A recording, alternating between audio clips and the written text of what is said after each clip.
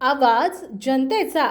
रिसोड शहरापासून अंतर असलेले पेनबोरी ते देगाव रोडना आणि मसला पेण रात्रीच्या टायमिंगला रेती वाहत आहेत, तर अशा रेती वाहकांवर तहसीलदार साहेब कारवाई का करत नाही असा प्रश्न उपस्थित होतोय।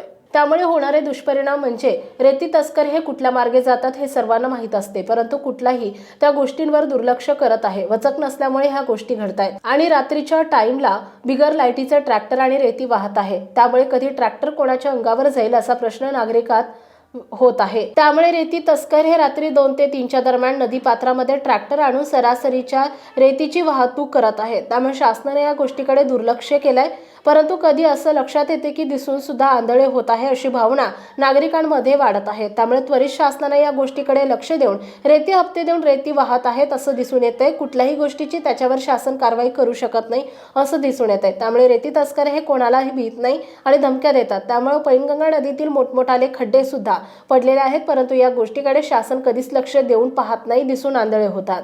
उपसंपादक प्रदीप देशमुख, रिसोड।